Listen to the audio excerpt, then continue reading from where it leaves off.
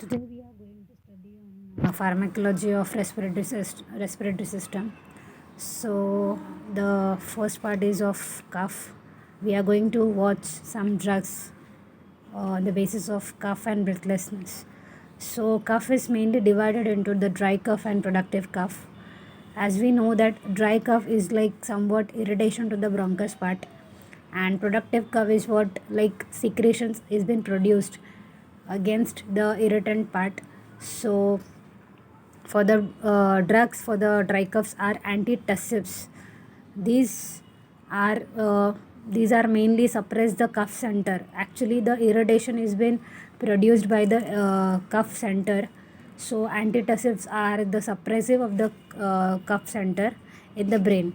So antitussives mainly given in for suppressing of the cough center. That's it. That means to reduce the irritation of the cough. So for that purpose antitussives are given.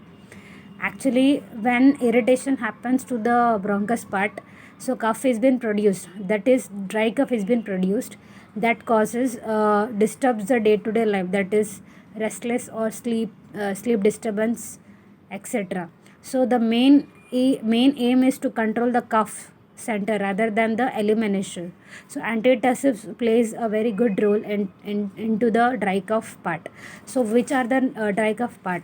These are the opioids and the non-opioids. So opioids includes the codeines and the codeine, and the non-opioids are included the noscapine and the dextromethorphan. So the famous part is the dextromethorphan. I will tell you the drawback. Drawback of the opioid part, that opioid has a major side effect of the mucociliary function prevention. That means it doesn't allow the function of the mucociliary part, and it also creates a constipation. That's why we normally use non-opioid part. Non opioid part में dextromethorphan ज़्यादा करके use करते हैं, जिसमें constipation obviously it is been not seen and the mucociliary function is been not also disturbed. So this is what the about the dry cough. Always give antihistamines ka part, that is first degree of drugs, degree of drugs with the non-opioid part. Always you should give with the dry in the dry cough part, so that non-opioid we see that these are not sedatives. So to make them sedative, give first degree of antihistamine, as I have written here. See, first degree of generation of the drugs of antihistamine should be given to relieve as in sedative. They are CPN, DPH, and promethazine. Okay, and we will move to the productive cough. So the non-productive cough is mucolytics and expectorant. Mucolytics means it is breakdowning of the mucus, and expectorant means the breakdown part which is there. It makes the dilute thin and easily is been removed out. So we have to give in the combination of these two parts, so that the mucus will excreted easily. So the bromhexine will be working out, and the ambroxol in the mucolytics, that is it breaks the mucus. And the expectorant में क्या होता है कि गुआफेनिजिन जो है ये only mucus को dilate करता है और इजीली रिमूव करता है. तो bromhexine, ambroxol and guaifenesin and potassium iodide, these are the productive cough. So now we are going to move on the breathless part, where the patient actually gets breathlessness. So in the breathlessness we normally see only this kind of treatment itself. So before that we will see that what happens in the breathlessness, how the breathlessness happens. So when the antigen and an antibody comes of whichever the infection comes, so antigen and antibody this combination is been gets attached with the mast cells. So the what happens to the mast cell when this two antigen antibody gets attached, this mast cell it will break down and into the particles which is present inside the mast cell, that is histamines ho या फिर leukotrienes, so that these parts are released. See, you can see this. So when these parts are released, this acts on the bronchodilator which causing bronchospasm. So that's why when we are going to treat the patient, we always go in this way. In this way we have to treat the patient. So in the emergency part we see the bronchospasm जो हो रहा है उसको relieve करने के लिए कौन से ड्रग्स हम लोग यूज़ करते हैं. So we'll see that. So these are like beta two agonist and M3 blockers. इस दोनों के अलावा दुनिया में आप कोई भी ड्रग्स रिसर्च करोगे या फिर यू विल फाइंड ना only these two class of drugs you will going to सी.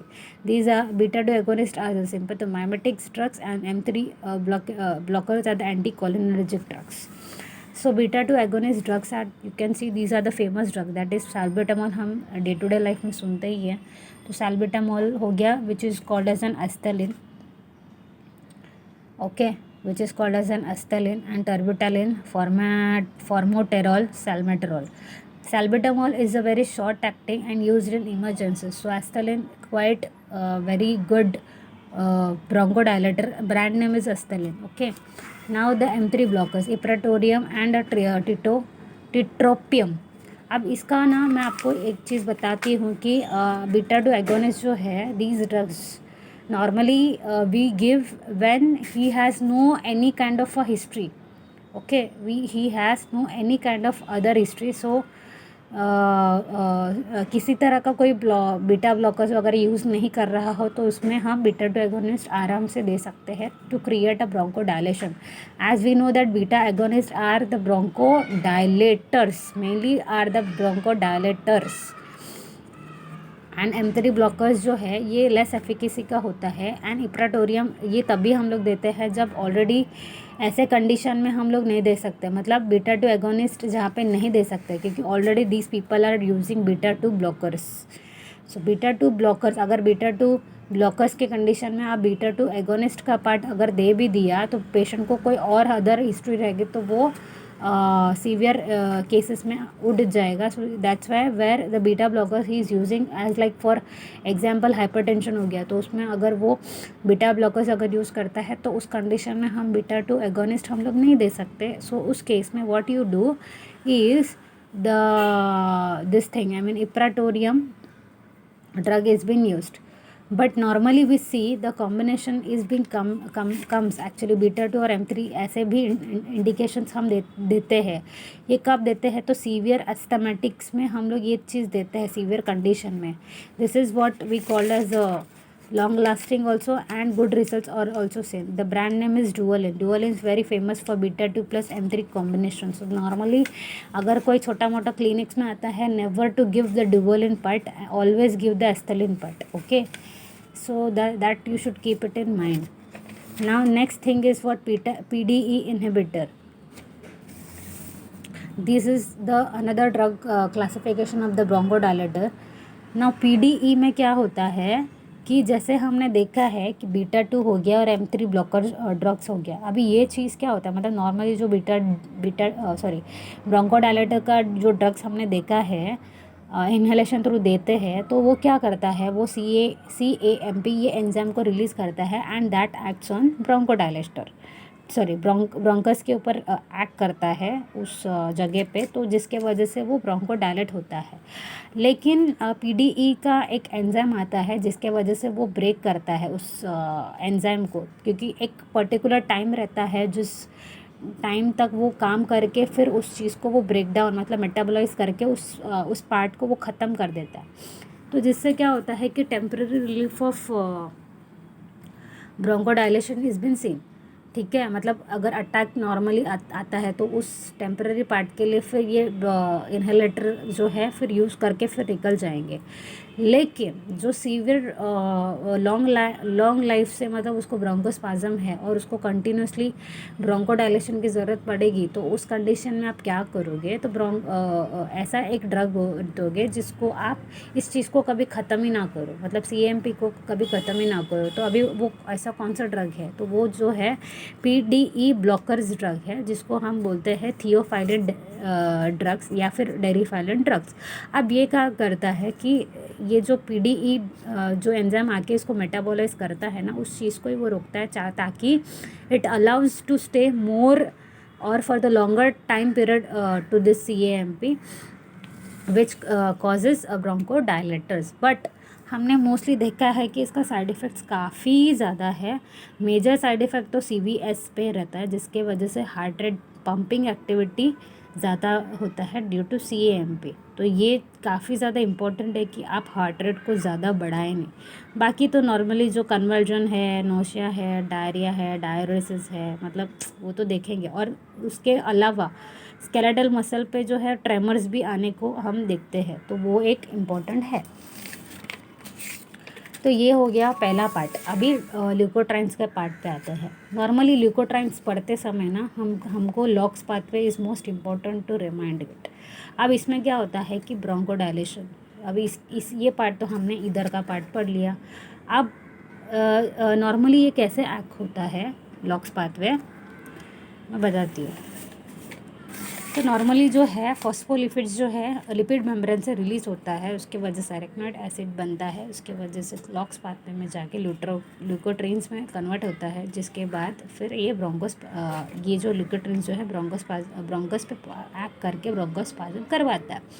अब हमने इसके ऊपर तो ड्रग का काम कर लिया। अब ये अगर काम नहीं करता है तो हम ल्यूकोट्रिन्स पे आते हैं। तो ल्यूकोट्रिन्स को अगर हम लोग इस पाथवे को ब्लॉक करेंगे, मतलब ल्यूकोट्रिन्स को ब्लॉक करेंगे, तो ऐसे कौन से ड्रग है, तो वो है मोंटेल्यूकास और ज़ेफिरोलुकास। तो ऐसे वाले भी ड्रग्स आते हैं जहाँ पे इस पाथवे को अगर डिवाइड करेंगे तो वो ब्रोंकोस्पाज्म को ब्रोंको डायलेट में कन्वर्ट करेगा। ठीक है, long leukotrienes and histamines are to create the bronchospasm. इसके लिए हमको इस पाथवे को डिवाइड करना है, मतलब इस चीज़ को ब्लॉक करना है to just to give them as a broncho dilation. अब ये हो गया। तो अभी इसके ऊपर वाली जो पार्ट है दैट इज़ लॉक्स पाथवे, अब उसको भी हम इनहिबिट करेंगे तो कौन सा ड्रग है, तो ज़ाइल्यूट है। अब इससे भी काम नहीं होता है तो फॉस्फोलिपिड्स। अभी फॉस्फोलिपिड्स का काम क्या है, फॉस्फोलिपिड्स, मतलब ये जो पाथवे है इसको ही पूरा ब्लॉक करेंगे तो ये पूरा पाथवे को ऑटोमेटिकली ब्लॉक हो जाएगा। अब ये वाले कौन से पाथ है, तो वो है स्टीरॉइड्स। स्टीरॉइड्स में कौन सा मेजर इंपॉर्टेंट है, hydrocortisone, methylprednisolone, these are glucocorticoids, but mainly given in COPD का केस या फिर अस्थमाटिक का केस या फिर कोई निमोनिया का केस जिसमें इन्फ्लामेटरी चेंजेस आप ज़्यादा देखते हो, उस केस में आप स्टीरॉइड्स देना चाहिए। अब ये हो गया ल्यूकोट्रिन्स। अब ये मास्ट सेल में ना बहुत सारे इन्फ्लामेटरी मटेरियल्स होते हैं, और अगर ये ब्रेक होता है तो इन्फ्लामेटरी मटेरियल्स जब रिलीज़ होते हैं तो वो ब्रोंकोस्पाज्म में करता है। तो वो चीज़ को अगर रोकने के लिए mast cell stabilizers which are called as ऑन्ड्रोमोग्लाइकेट और नीडोक्रोमिल, ये 2 ड्रग्स होते हैं which can be used as a prophylactic, but it is not at all effective in major treatment. और एक दूसरा चीज़ है कि IgE antibody which is called as omalizumab. अब ये क्यों देते हैं कि ये मतलब जिस पेशेंट, मतलब एज अ वैक्सीनेटर की तरह आप बोल सकते हो कि जिस पेशेंट में कोई